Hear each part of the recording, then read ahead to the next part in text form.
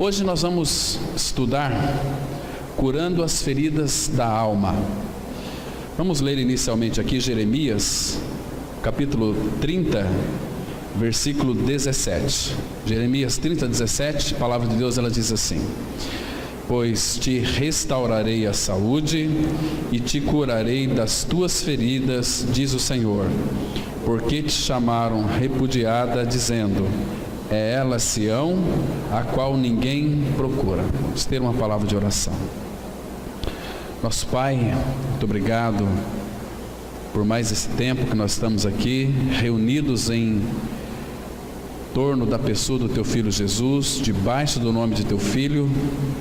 Nessa manhã recorremos ao Teu Espírito, que Ele venha trazer revelação aos nossos corações da Tua Palavra, que Ele nos examine, Pai, que Ele perscruta profundamente o mais íntimo do nosso ser e revele, Pai, todas as doenças das nossas almas, para que então nós possamos levar ao médico dos médicos para que ela seja tratada. Pai, nós já fomos regenerados, já somos Teus filhos. Muito obrigado, Pai, por essa obra consumada que Cristo realizou em nosso benefício. Agora, Pai, nós precisamos ser tratados na nossa alma. Pai, a nossa alma tem sido um grande empecilho para que então nós venhamos a desenvolver a nossa salvação com temor e tremor. Porque é o Senhor quem opera em nós, tanto querer como realizar, segundo a Tua boa vontade. Por isso, Pai, visita cada um de nós com Teu Espírito Santo, levando-nos para aquele que é o médico, que um dia foi ferido na cruz. E Ele conhece e sabe as nossas feridas, muitas vezes mascaradas, muitas vezes escondidas, ó Pai. Muitas vezes são projetadas em outras pessoas aquilo que nós somos. Mas, Pai, tira toda a máscara que envolve o nosso rosto, para que nós sejamos aquilo que Tu desejas que nós sejamos, ó Pai. Em nome de Cristo nós oramos. Amém. Irmãos, curando as feridas da alma, claro que todos nós aqui, creio eu, que já ganhamos uma experiência com o Senhor de regeneração. O nosso espírito, quando então fomos regenerados, nos tornamos filhos de Deus, foi pela regeneração, ou seja, foi pela obra da cruz. A obra da cruz trata com o nosso pecado, trata com a nossa natureza adâmica, extirpa radicalmente, tira de nós. Muito bem, então, a partir deste feito consumado da cruz, nós somos habitados pela Trindade Santa. O Pai, o Filho e o Espírito Santo habitam em nós. Mas nós temos, irmãos, uma alma que ela precisa ser tratada. E é no recôndito das nossas almas que estão, muitas vezes, as feridas profundas, que elas geram amarguras profundas e que, se não for tratada, a nossa vida começa a ser uma vida de retrocesso. E uma vez que somos filhos de Deus, o Pai vai salvar as nossas almas. Por que sabemos disso? Porque Filipenses 1,6 a palavra fala assim: aquele que em vós começou a boa obra, há de completá-la, há de terminá-la, há de concluí-la até o dia de Cristo.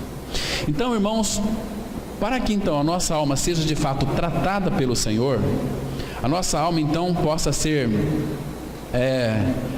pelo caminho da cruz, pela operação da palavra, Deus então começa a colocar ela em tratamento. Ele começa a perscrutar o nosso coração.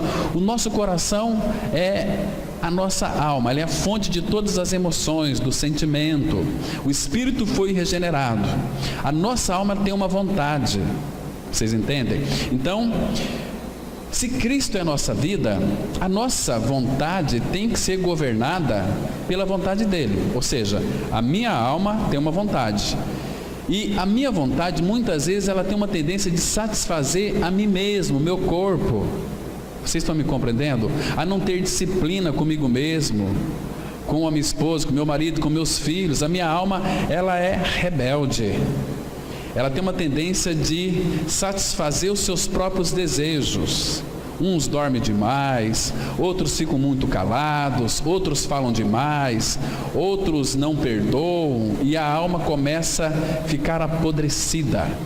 Então, uma alma que não é tratada, ela tem uma tendência de nos afastar cada dia mais do Senhor. É uma pessoa que vive um cristianismo não no espírito e não pela fé, vive na base das emoções. Por exemplo, quando ela vem para uma reunião da igreja, se o louvor foi bom, se a palavra foi boa, que agradou seu coração, ela sai daqui vibrante. Hoje o culto foi uma bênção para mim. Irmão, mas o culto não é para nós, é para o Senhor. A alma, ela deseja tudo para si.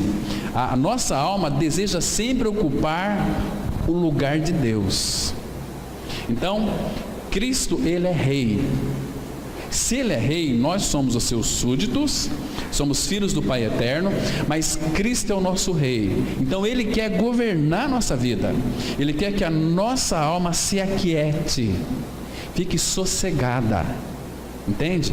Para que Ele então possa reinar e governar a nossa vida. Lembra daquele texto lindo de Gálatas 2:20? Vivo não mais eu, mas Cristo. Este eu é a vida da alma.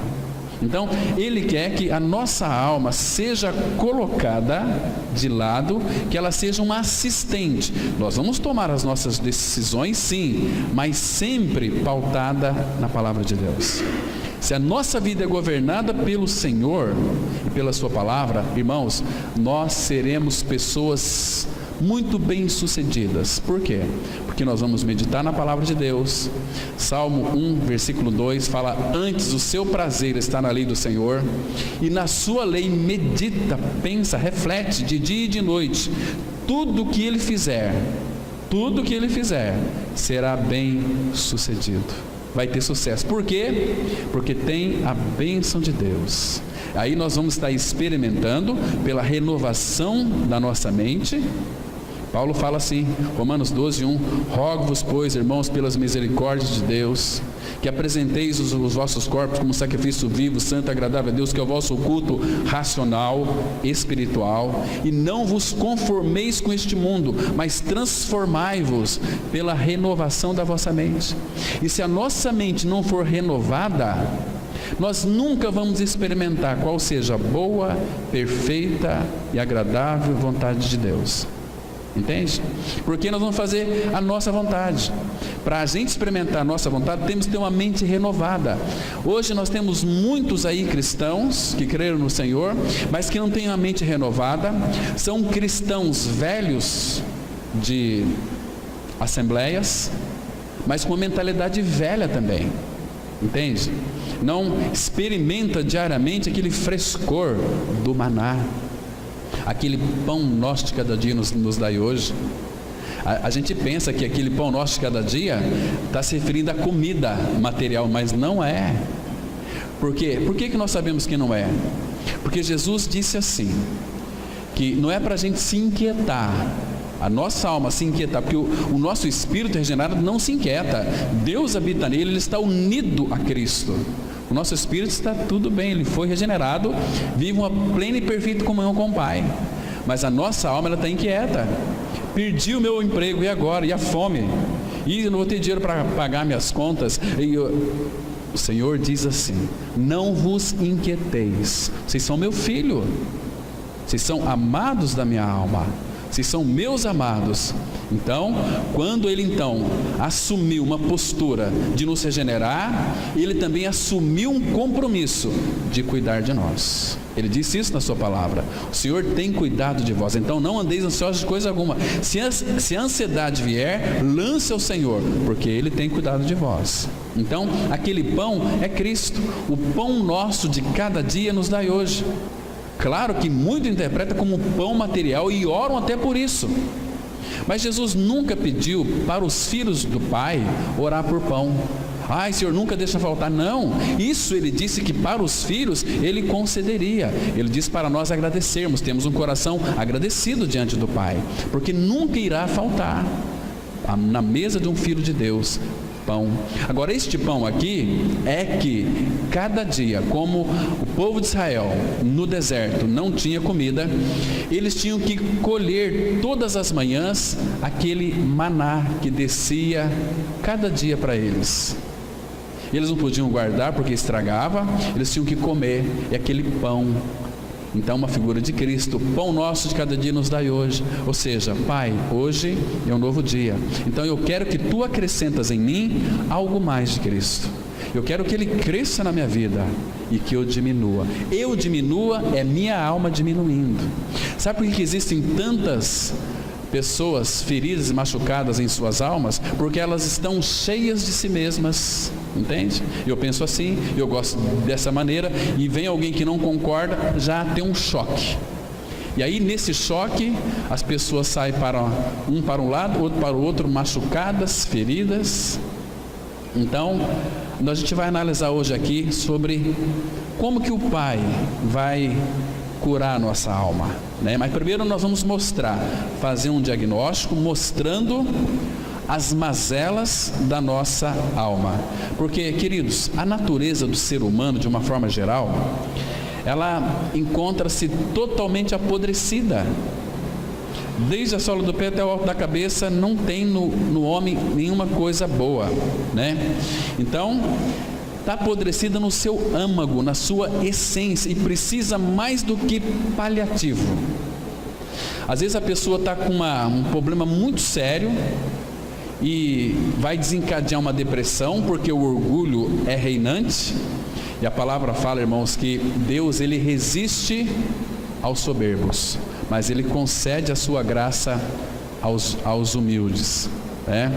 Então aí a pessoa começa a tomar paliativo. O que é paliativo? É algo para abrandar a dor da alma, que às vezes a pessoa pensa que está com dor no corpo, e as emoções da alma não tratadas, isso vai estourar no nosso corpo. Dores nas costas, dores de cabeça, uma série de dores. Então ela começa a tomar paliativos, uma aspirina, começa a tomar um Dorflex, começa a tomar uma série de medicamentos paliativos que vai abrandar a dor, mas que vai mascarar a doença da alma, a ferida da alma. São paliativos, é uma cura superficial, uma cura bem sintética. Abra sua Bíblia, por favor, lá em Jeremias, capítulo 8, versículo 11. Aqui nós vamos mostrar, irmãos, aqui aliás, o profeta Jeremias mostra, inspirado pelo Espírito Santo, que existem as curas sim, mas existem umas curas que são bastante superficiais, são curas à flor da pele, né, que não vai lá no âmago. Jeremias 8:11, então a palavra ela vai dizer o seguinte, olha, curam de que maneira? Superficialmente a ferida do meu povo. Essa ferida aqui é a alma, ferida do meu povo, dizendo, paz, paz, quando não há paz. Um paliativo não vai resolver o nosso problema, irmãos, se o problema é almático. Claro que existem algumas doenças, por exemplo, depressão é uma doença, elas precisam de tratamento, muitas vezes de psiquiátricos, de remédio, é uma depressão crônica. Existem algumas exceções, mas a grande maioria, de forma geral, o problema está na alma, uma falta de perdão, é uma doença da alma, são feridas profundas que vai apodrecendo o ser humano cada dia mais. Então aí a pessoa procura uma religião, e a religião faz exatamente isso, curam, mas curam superficialmente, somente a pele. A ferida do meu povo, dizendo paz, paz, quando não há paz. E uma pessoa que não é tratada na alma, ela não tem paz. É uma pessoa aflita, uma pessoa ansiosa, uma pessoa que está em angústia. Aí a religião passa os seus paliativos, mas não vai atingir o cerne, que está lá dentro, mascarado, né? E ela começa a projetar em outras pessoas aquilo que ela é. Está compreendendo? Quando a pessoa fala assim, aquela pessoa é isso, é aquilo, muitas vezes ela está projetando aquilo que ela é. entende? Na outra pessoa. Lança o seu veneno, ou seja, ela está tomando veneno, esperando que a outra morra. Estão me compreendendo? Essa é a ideia aqui. Então, e os médicos, eles advertem qualquer área profissional sobre dar determinadas medicações que mascaram os sintomas. Como é que funciona? Você está com uma pneumonia, né? Os sintomas da pneumonia são dor de cabeça, calafrios, náuseas, um corpo ruim, né? Conforme eles dizem. Então a pessoa toma lá um paliativo, não toma um antibiótico. Então vai mascarar a doença. Quando ela descobre quantas pessoas já morreram porque não trataram a doença na sua essência, na sua profundidade. Aplicaram um paliativo, descobriram, não tem mais jeito, vai para o hospital e de repente falece. Não levou a sério aquela doença, né? Assim também é com relação ao Evangelho da Graça. Não adianta nós aplicarmos paliativos. A única maneira de fato tratar uma pessoa que não é regenerada, que não é filha de Deus, é mostrando para ela que ela nasceu em pecado, tem uma natureza perversa.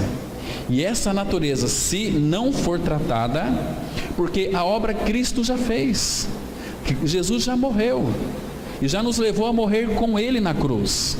Então o nosso pecado já foi removido. Então a pessoa tem que se apropriar desta obra tão maravilhosa que Ele executou lá na cruz do Calvário. Aí, porque se não tratar isso de uma forma profunda, não, agora você vem na frente, você aceitou Jesus, você é batizado, você é um filho de Deus. Não, mas eu não tenho paz. Me ajuda, eu não tenho paz. Aí a pessoa pode até se suicidar pela falta de paz, né? Então isso é muito perigoso.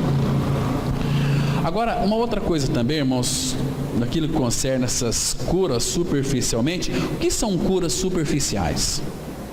É uma pessoa está com câncer, aí nós vamos orar por aquela pessoa, ela nunca creu, e Deus cura aquela pessoa, porque a igreja orou, os irmãos orou, e Deus cura. Aí ela começa a frequentar uma comunidade. Eu fui curada de câncer, então agora eu sou um filho de Deus. Não é. Se não for regenerado, não é filho de Deus coisa nenhuma. Foi curado de câncer, mas o câncer, ele é o sintoma de uma doença. Literalmente falando, o câncer é uma doença terrível do ponto de vista clínico humano, mas do ponto de vista de Deus, o câncer, ele é um sintoma de uma doença. Qual é a doença? Pecado. O pecado vai produzir, gerar tudo isso: paralisia, câncer, uma série de doenças. Mas quando essa doença ela é tratada na sua essência, quando o pecado ele é crucificado com Cristo, a pessoa está liberta verdadeiramente dessa doença superficial, né? Então, queridos, e os milagres externos, eu vejo, irmão, segundo o meu entendimento, milagres eternos são um grande empecilho para o grande milagre interno, que é o milagre da operação do Evangelho da Graça na vida dessa pessoa. Então, diz aqui no texto que nós acabamos de ler: pois te restaurarei a saúde e te curarei das tuas feridas. Como que Ele vai curar essas feridas? Abra, por favor, no Salmo 107, versículo 20. Nós temos aqui uma declaração, irmãos, tão fundamental, e guarde bem essa palavra. Procure decorar esse texto aqui, esse trecho da palavra de Deus. Salmo 107, o versículo 20. Olha onde que começa a nossa cura aqui, irmãos. Aqui envolve cura do pecado e cura das enfermidades da alma também. Diz assim a palavra, olha, 107, versículo 20. Enviou-lhes a sua palavra e os sarou, e os livrou do que lhes era mortal. Percebe? Então, quando fala enviou-lhes a sua palavra, qual é a palavra que Deus enviou para curar a nossa doença? se você ler depois, João 1, versículo 14, a partir do versículo 1 fala assim: no princípio era o verbo, a palavra estava com Deus, e o verbo era Deus, a palavra. João 1,14 vai dizer que essa palavra, esse verbo se fez carne e habitou entre nós. Ele veio para nos sarar e nos livrar do que lhes era mortal. O que nos era mortal? O pecado. O que nos era mortal? Aquele veneno da serpente que os nossos pais ingeriram lá no Jardim do Éden. Aquilo é mortal. É uma ferida que não tem cura pela religião, somente pela cruz de Cristo. Quando nós então contemplamos o Senhor e vemos que Ele foi crucificado e que nós fomos inseridos no corpo dele, aí sim nós vamos ser curados das nossas mazelas. 1 Pedro 2,24, abra lá, acompanha comigo aí. A palavra, ela mostra aqui, irmãos, é o antídoto para este veneno, né, que vai nos curar verdadeiramente, primeiro do pecado, e também das nossas mazelas da alma, das nossas enfermidades almáticas, né? Porque, irmãos, nós somos tão complicados na nossa alma, queridos. 1 Pedro 2, versículo 24, a Bíblia diz assim, olha: carregando Ele mesmo em seu corpo sobre o madeiro, ou seja, na cruz, os nossos pecados, para que nós, mortos para os pecados, vivamos para a justiça. Por suas feridas ou por suas chagas fostes sarados. Então está aqui o antídoto para nos curar deste veneno maldito da serpente. Cruz.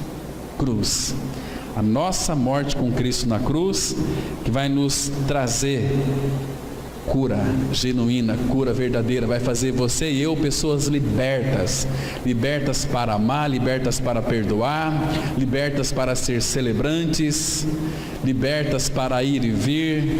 Isso é precioso, né? Então vamos avançar aqui, irmãos, para a gente ver um pouquinho mais algo sobre as feridas da nossa alma.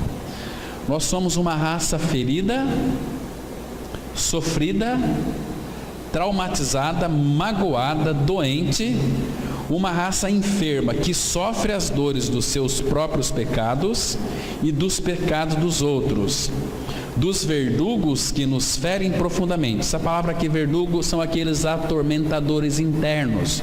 Por exemplo, quando você não perdoa aquele que te feriu, Deus entrega você nas mãos dos verdugos, e os verdugos começam a te atacar toda a sua estrutura imunológica, e você começa a ter muitas dores no seu corpo, você começa a sofrer e você não sabe por que aquele sofrimento todo. São os verdugos, atormentadores, que começam a cobrar, tem pessoas que andam até encurvada, de tão arrogante que é, né? De tão sisudo que é. Por quê? Foi perdoado e não perdoa. Então a mão de Deus pesa. Leia depois o Salmo 32, que a mão de Deus pesa dia e noite sobre a minha vida. O meu humor se torna seco. Eu não consigo ser mais uma pessoa alegre. Eu preciso de barbitúricos, de tranquilizantes, de paliativos para aliviar a minha dor. A gente pensa que é a dor do corpo, mas é a dor da alma. A pessoa sabe que ela não está bem e fica naquela luta, mas eu sou um evangélico, eu sou um crente, e fica lá tendo uma série de problemas internos. A história da humanidade no pecado é uma história de feridas, de contusões e de pancadas. Todos nós, de certa maneira, já fomos atingidos por injustiças, por atos que nos marcaram e feriram profundamente a nossa alma. Muitas pessoas têm procurado remédios para curar as suas dores em lugares onde não podem encontrar alívio. Somente o Senhor tem a competência de aliviar as nossas dores profundas da alma. Queridos, quando eu falo em dores profundas da alma, é uma dor que a pessoa muitas vezes sofre, que elas não são detectadas do ponto de vista clínico. Falta de perdão, Sabe por que nós somos muito chatos algumas vezes? Porque nós somos muito arrogantes, muito orgulhosos, somos amantes de nós mesmos. Essa é uma doença que precisa ser curada.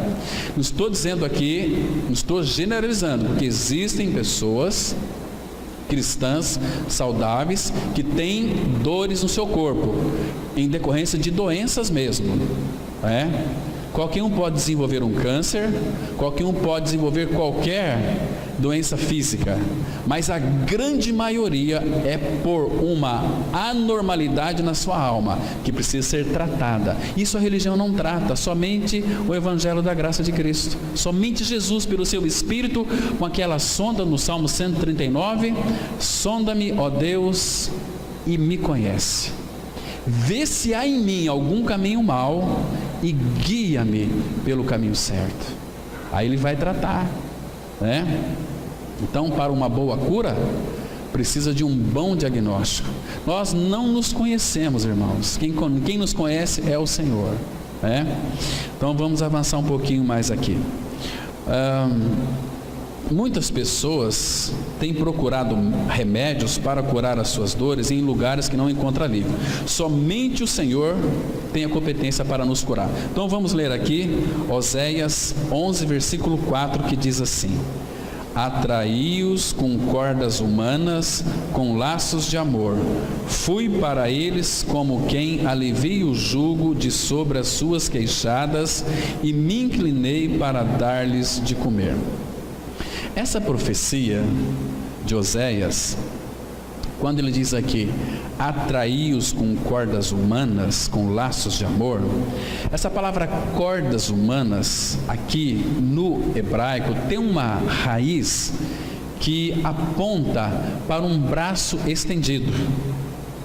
Cordas humanas, atraí-os com cordas humanas, os braços, aquele braço que de fato, quando Jesus Cristo abraçou aquela criancinha, deixai vir a mim as criancinhas e não as empeçais, porque das tais são o reino de Deus. Aqueles braços, aquelas cordas humanas que envolveram aquelas crianças, foram aqueles mesmos braços que estiveram na cruz, esticados, crucificados, abraçando toda a humanidade pecaminosa, porque ele disse lá em João 12:32, e eu, quando eu for levantado da terra na cruz, atrairei todos a mim mesmo. Isso ele dizia, significando de que tipo de morte estava para morrer. E Jesus morreu numa cruz. Então essas cordas de amor foi lá na cruz, porque, irmãos, a doença do pecado não tem cura. Tem religiões que fazem de tudo para curar o pecado da pessoa. Você tem que fazer isso, tem que praticar aquilo, você vai se tornar uma pessoa boa. Não vai, só vai mascarar. É igual você colocar uma pedra na boca de um vulcão. Chega uma hora que aquilo lá explode. O tratamento é cruz. O tratamento é, sabendo isto, que o nosso homem velho foi com ele crucificado. Para quê? Para que o corpo do pecado seja destruído e não sirvamos mais ao pecado como escravo. Quem morreu, justificado está do pecado. Então, se o pecado é uma doença que não tem cura, qual que é o remédio? É morrer. Fulano de tal está lá no hospital, está sofrendo muito, não tem cura. Se não tem cura, o que ele espera? Morrer. Graças ao Senhor que Jesus Cristo morreu, mas nós fomos colocados no corpo dele, e ali fomos crucificados e morremos, mas não ficamos na sepultura. Ao terceiro dia fomos ressuscitados juntamente com ele e fomos assentados nos lugares celestiais em Cristo Jesus. Então, a religião tem se apresentado como um meio de cura. Todavia, há mais gente ferida pelas cobranças da religião do que pelo velho sistema do mundo. É ou não é? Irmãos, a gente tem no nosso dia a dia encontrado tantas pessoas queridas, cheias de boas intenções, mas a grande maioria estão machucadas pela religião. É umas feridas feitas na alma. Se aquilo não for tratado, vai estourar tudo no corpo, porque as emoções que nos ferem, se aquilo não for tratado, ela vai ter que sair. E vai sair de que maneira? Tem pessoas que o ombro começa a queimar aquele peso, aquela coisa, e começa a adoecer, andar encurvado, porque não foi tratado, né? Mas nós temos um médico, que é médico dos médicos, que trata essas doenças de uma forma tão amorosa. Crucifica a nossa velha vida. Quantas pessoas já foram violentadas na história da igreja com uma pregação cruel ou severa que nada tem a ver com a proclamação amorosa do Evangelho da Graça?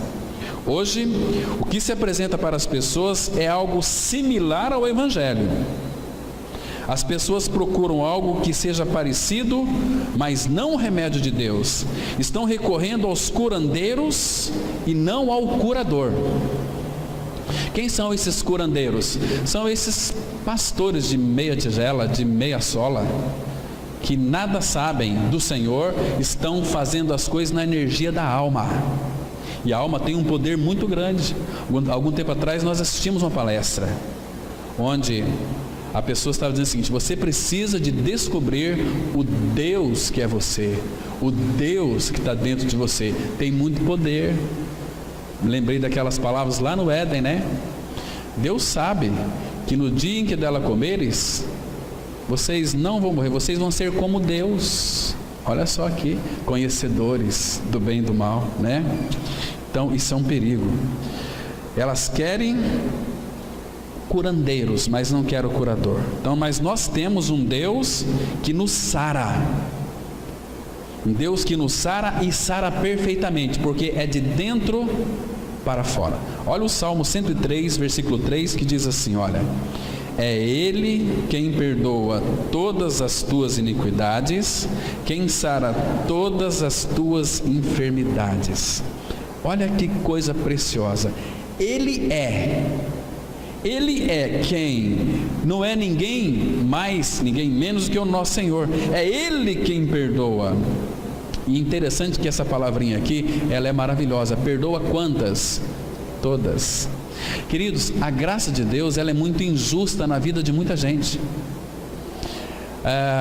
Quantas vezes já tive o privilégio de conversar com pessoas incrédulas, de boa índole, pessoas que têm uma retidão maravilhosa, uma vida reta, de boa índole, mantém a pessoa fora da cadeia, mas não fora do inferno, porque Jesus não veio buscar gente boa, veio buscar gente que não presta, igual eu e você, né? Veio buscar e salvar o que você havia perdido.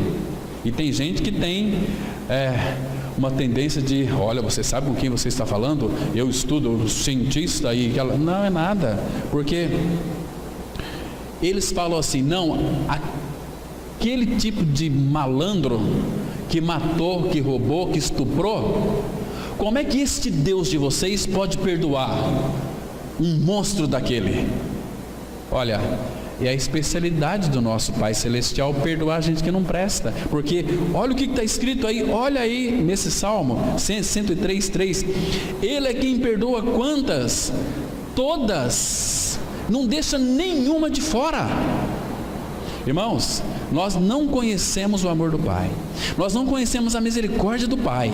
Se Ele perdoa todas, não importa o que você fez, Deus lhe aceita, eu e você, por aquilo que Cristo fez na cruz do Calvário. Ele perdoa todas as tuas iniquidades.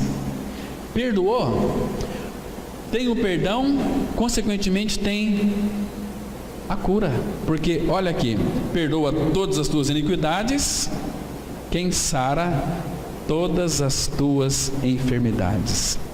Lá em Êxodo 15, versículo 26, a palavra fala assim: eu sou o Senhor que te sara, e eu creio que eu tenho muitas mazelas sim, mas eu também creio que Ele está me sarando cada dia que passa.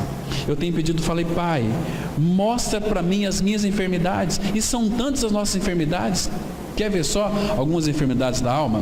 Mateus capítulo 4, versículo 24, nós temos aqui, irmãos, não são todas, mas são algumas delas, né, que são a enfermidade das nossas almas. 4, versículo 24. 23 e 24. Presta atenção. Mateus 4, 23 e 24.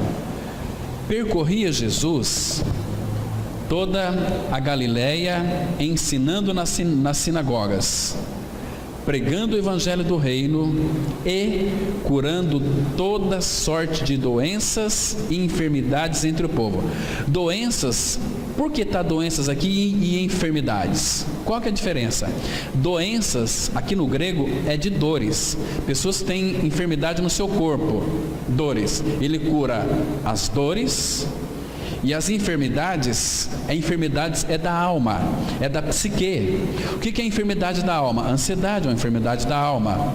Uma pessoa que mente é uma enfermidade da alma, tem que ser tratada. O que é a enfermidade da alma? É você iludir as pessoas, você está iludindo a si mesmo, a enfermidade da alma. Agora, olha o versículo 24 aqui. E a sua fama correu por toda a Síria, trouxeram-lhe então todos os doentes, acometidos de várias enfermidades e tormentos, endemoniados, lunáticos, paralíticos, e ele os curou. Então nós estamos diante de um Deus que nos sara, e nos sara de dentro para fora. Vamos avançar mais.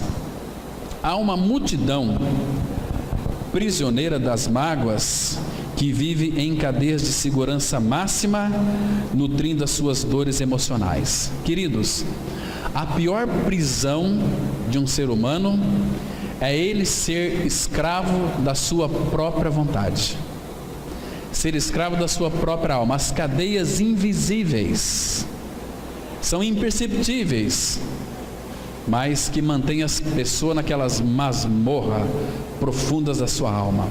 Olha, lembra lá em Efésios capítulo 4, quando fala assim, que não é para nós não darmos lugar ao diabo, que ele vai lançar suas cadeias? E lá tem uma lista de coisas.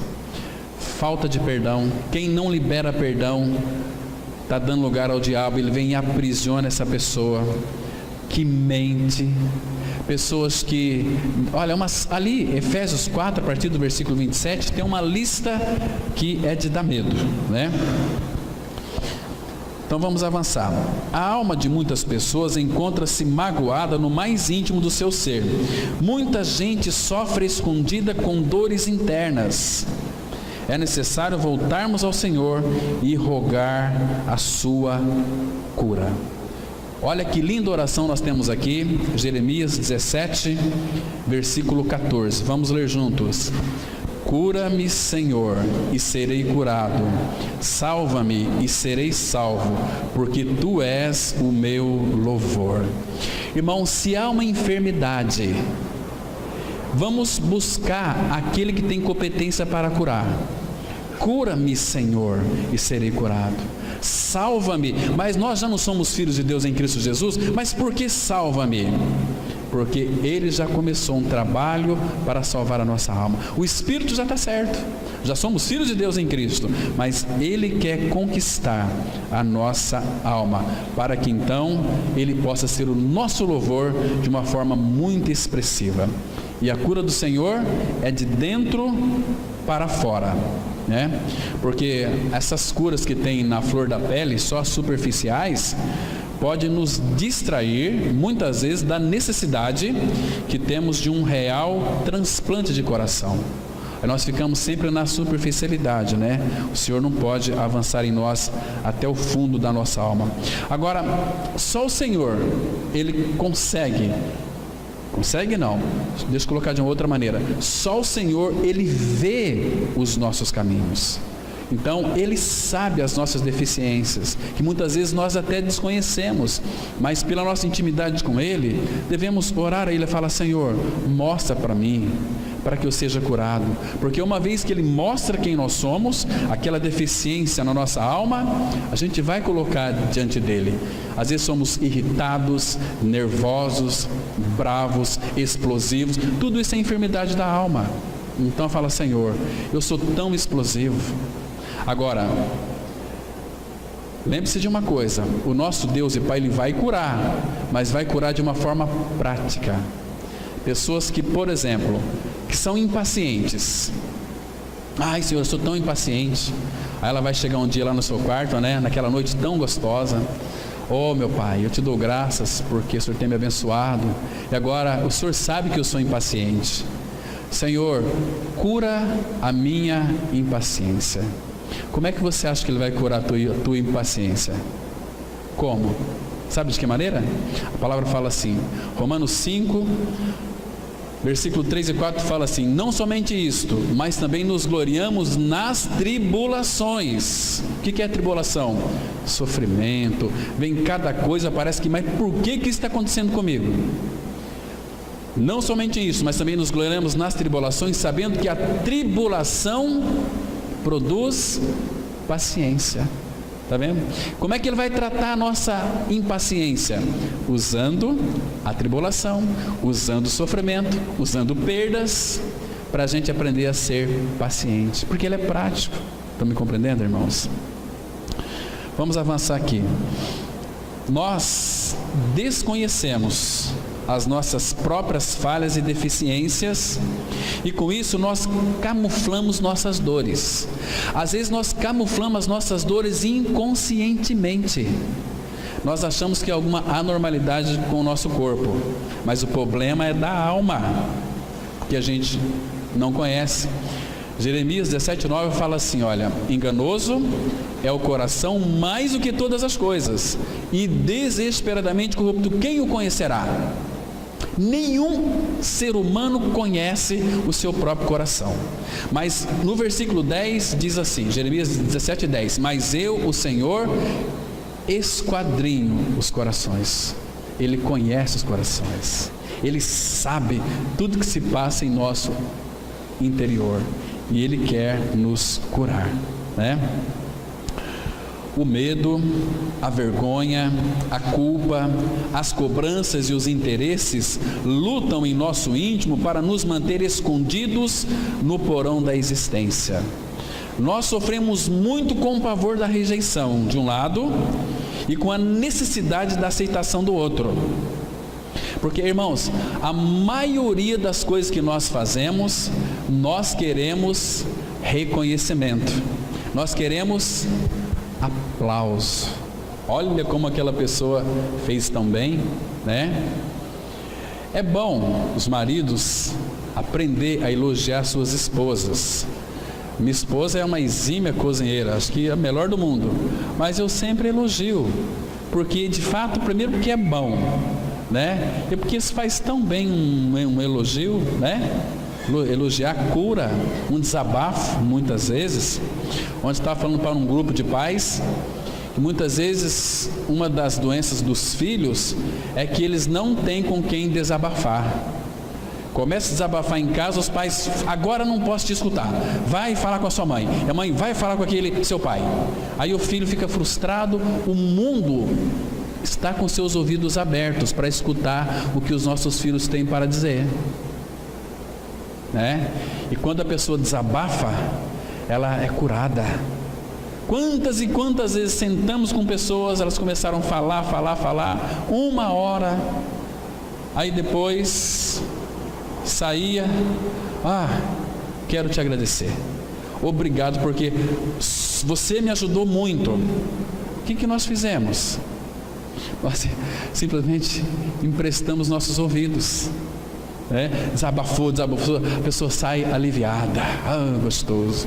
Nós temos que aprender a ouvir. O desabafo cura, né?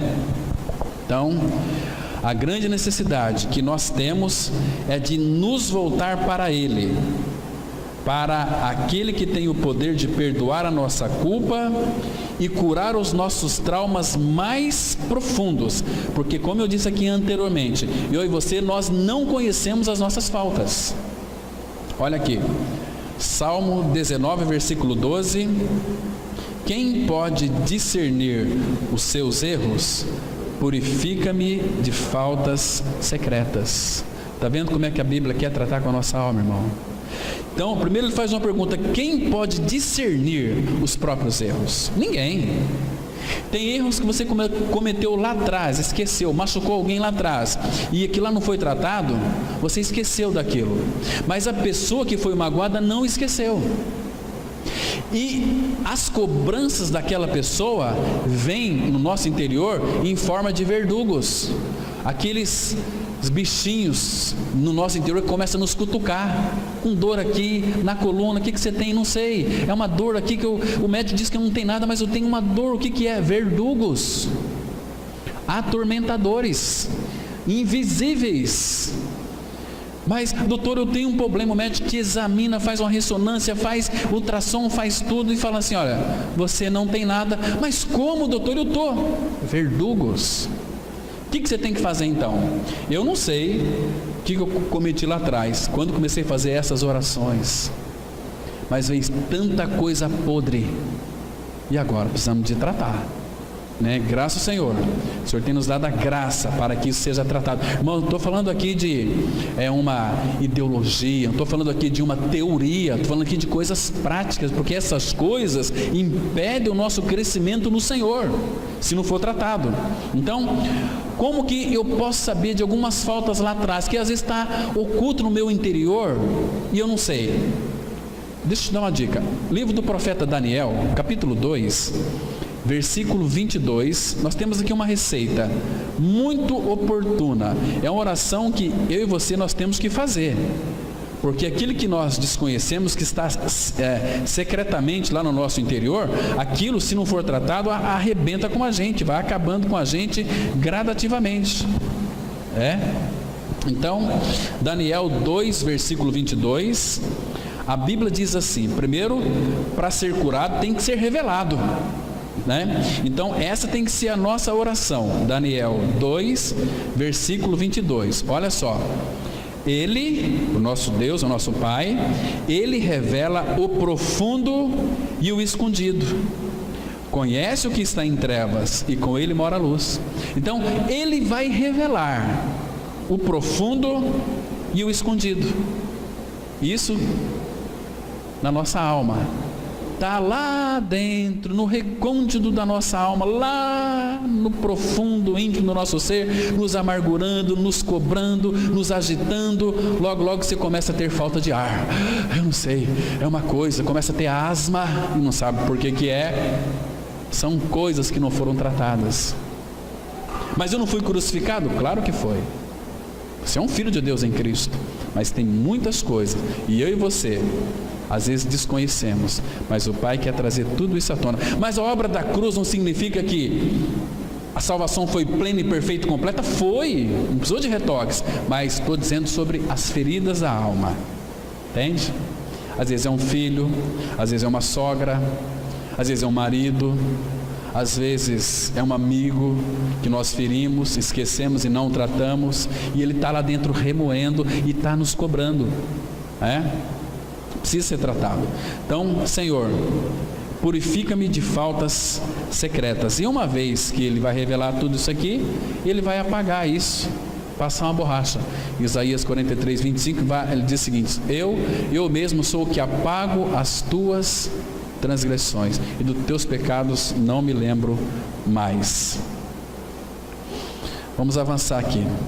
Feridas na alma são aquelas que doem, mesmo quando não vemos mais o machucado, quando o que causou a ferida não está mais presente, e portanto, no silêncio da noite, elas voltam e incomodam. Todas as vezes que nós ferimos alguém, machucamos alguém, se a gente não for lá para tratar com a pessoa, pedir perdão, mesmo que você esteja certo, mas se você souber que a pessoa ficou magoada, vá lá e fala: olha, sofra injustiça, eu errei, você me perdoa. Você vai dormir tranquilo, porque se aquilo não for tratado, quando você colocar a tua face no travesseiro, sabe qual vai ser a primeira face que vai dormir junto contigo ali? Sabe quem que vai dormir junto com você ali? Aquela pessoa que você machucou.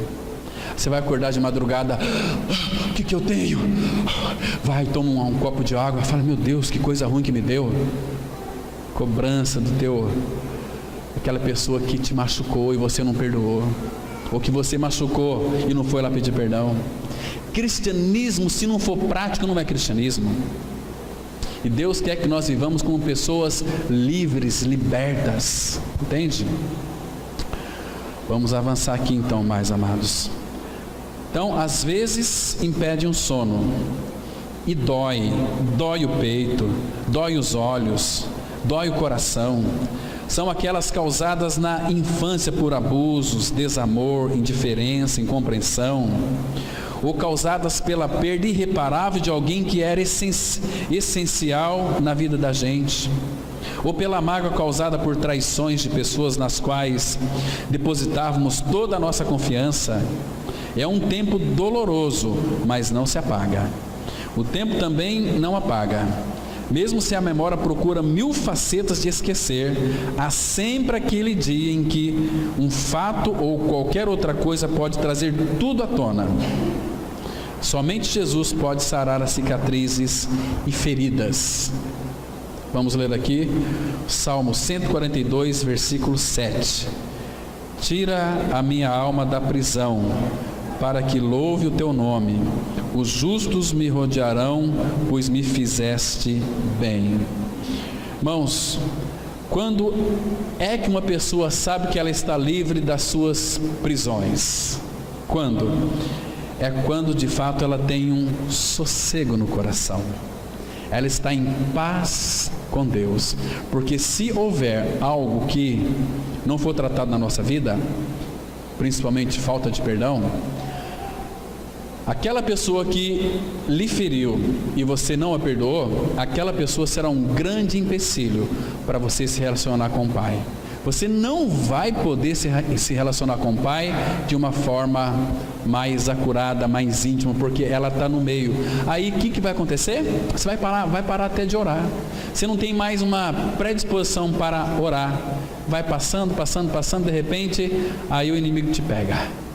Aí tira você da centralidade de Cristo. Isso é tão terrível, irmãos. Isso é terrível demais. Então, por isso que tira minha alma da prisão, para que louve o teu nome. Enquanto a minha alma está presa, como é que eu vou louvar o Senhor? Os justos me rodearão, pois me fizeste bem. Vamos avançar mais. A alma aprisionada deseja como escape de suas dores e frustrações a busca de uma liberdade, nem que seja efêmera, passageira. Para tanto, ela se envereda pela noite e se consolida nas orgias, bebedices, drogas e prostituição. São os peregrinos da madrugada, que fazem da noite seu dia e do dia sua noite. A noite é desejada, pois traz a falsa sensação de segurança, escape das frustrações e refúgio das transgressões.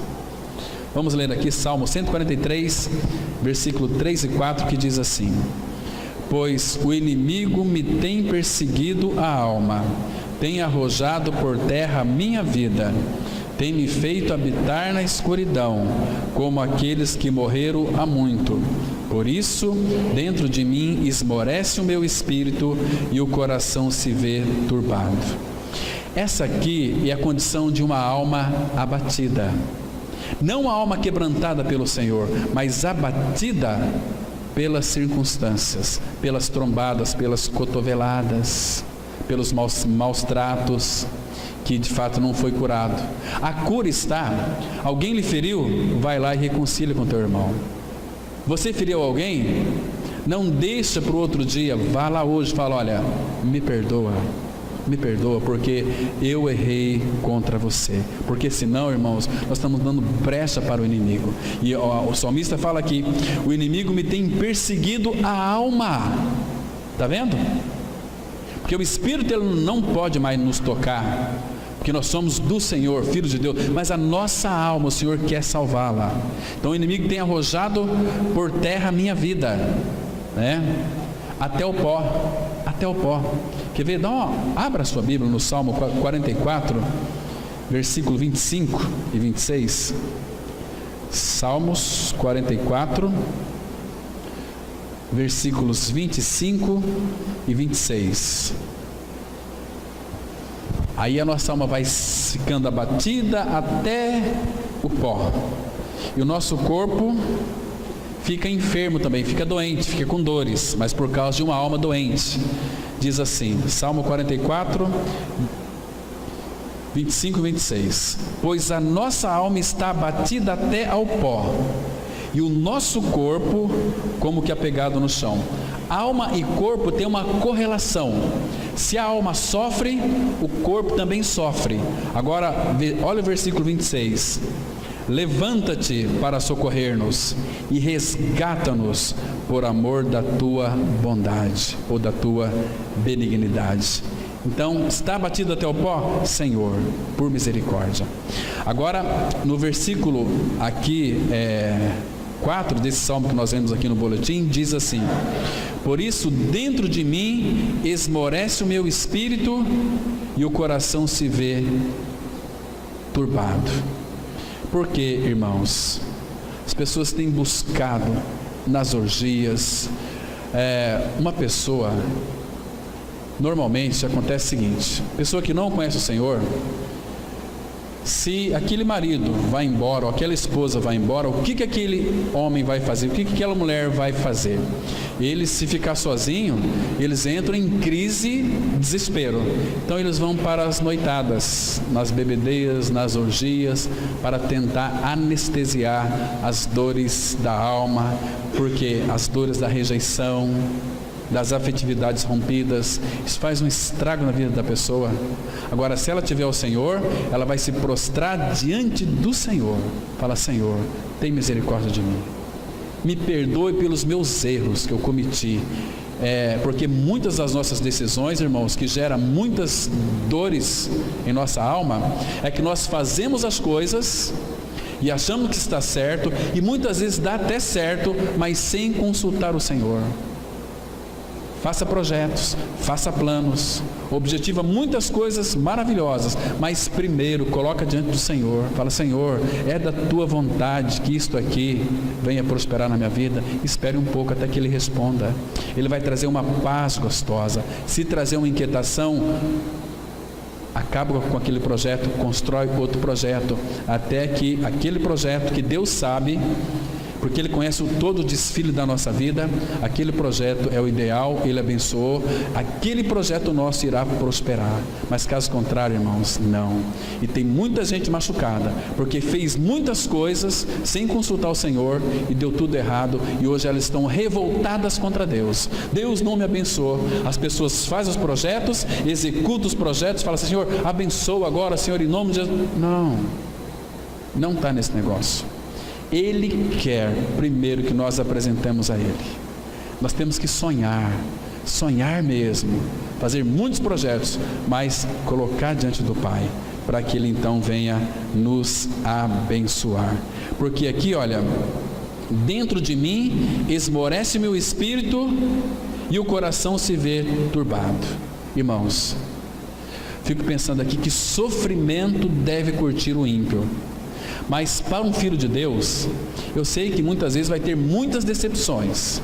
E às vezes Deus leva a pessoa até num ponto que ela não tem mais, parece que não consegue nem mais ver esperança, acabou. Mas tem esperança.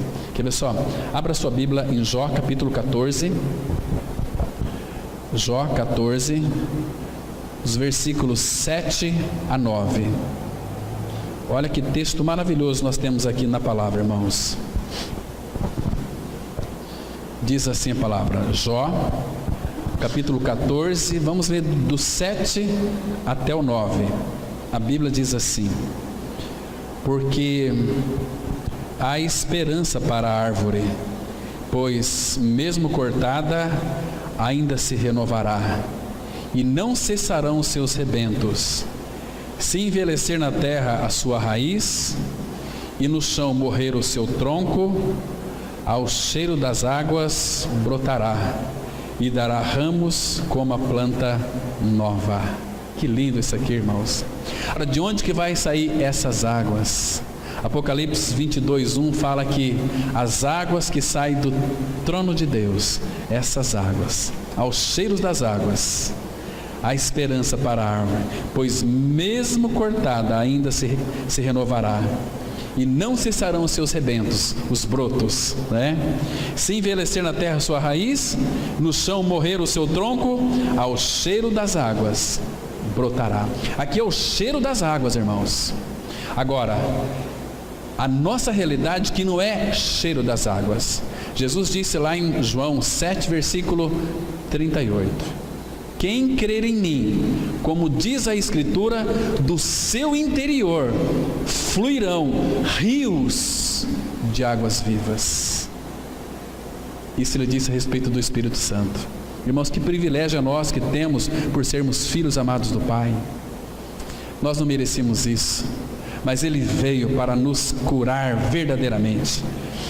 Então, uma alma não tratada, ela continua ferida, mortalmente ferida e cambaleia desnorteada, sem rumo. Esses sentimentos mortíferos são verdadeiros carrascos, atormentadores, que dilaceram as forças e destroem a perspectiva de vida, relativizando a morte, tornando-a uma alternativa suave. É o que muitos fazem. Para mim não tem mais jeito, ninguém se importa mais comigo. Ele começa a relativizar a morte e acha que a morte é suave para ele. Então a morte é a solução das minhas dores, e ela comete o suicídio. Triste isso, né? São 4, guarde bem isso aqui, irmãos, são 4 sentimentos que mais perturbam a alma humana, deixando-a frustrada, dividida, equivocada em seus múltiplos comportamentos e ações. A primeira delas, tristeza, que destrói a alegria, a esperança e a paz. Angústia, que adoece a alma, mina a força e a disposição para o trabalho. Terceiro, o medo. O medo é um gigante que paralisa a coragem e a força, trazendo um profundo sentimento de inabilidade, incompetência e derrota. E quarto, é o sentimento de culpa, que é um verdugo que atormenta a consciência, destruindo as emoções, frustrando os sonhos de perdão, restituição e vitória. E o salmista, ele diz assim, Salmo 38:8: estou aflito e muito quebrantado, dou gemidos por efeito do desassossego do meu coração. Está vendo aqui? O que é a alma ferida? É uma alma que o seu coração não sossega, não tem descanso. Então, quando não tem descanso, às vezes ele não geme, e às vezes ele mascara. Normalmente as pessoas que contam as piadinhas, né? Ó, tem uma piadinha aqui, vou contar para você, e kkkkkk. Mas lá dentro ele está mascarando uma ferida profunda. Ele não quer que ninguém perceba as suas doenças, suas feridas da alma. Ele se isola, ele não quer relacionamento com ninguém. Às vezes pode ser um cristão, ou uma cristoa, né? Fica lá nos seus recônditos, né? Eu já tenho uma trajetória de vida para mim. São pessoas frustradas, pessoas que têm as suas dores na alma, pessoas que não conseguem perdoar seu irmão, sua irmã, seu filho, sua filha, seu pai, sua mãe. São pessoas que estão adoecidas. Tem pessoas que ainda elas estão respirando, o gás carbônico está bom, mas com o tempo começa a ter dores no corpo, começa a ter asma, porque a enfermidade há um desassossego no coração. Qual que é o remédio aqui? O Salmo 119, versículo 107, de novo, né? Enviou-lhes a sua palavra, os sarou e os livrou do que lhes era mortal. Mas aqui a palavra, ela tem uma expressão interessante. Salmo 119, versículo 107, é muito interessante, irmãos, para a cura dessas aflições lá no nosso íntimo. Diz assim a palavra, Salmo 119, versículo 107. Olha que interessante: estou aflitíssimo Vivifica-me, Senhor, segundo a tua palavra. Ou seja, pela tua palavra me traz vida, me vivifica, porque eu estou aflitíssimo. Então, quando a palavra entra, ela começa a penetrar, ela é viva e eficaz e mais penetrante. É uma palavra que vai perfurando o nosso coração, vai revelando as mazelas. Puxa vida. Então, o que eu faço com isso aqui, Senhor? Tem um bálsamo de Gileade que Ele coloca e remove essas impurezas, e você fica sarado. Sarado, é tão precioso. Muitas vezes o organismo adoece apenas somatizando alguns sentimentos que a mente nutre diante das enfermidades, dos traumas, das situações que martelam a alma magoada. Mas o mesmo Deus que salva é o mesmo Deus que cura e liberta, enchendo a vida de sentido.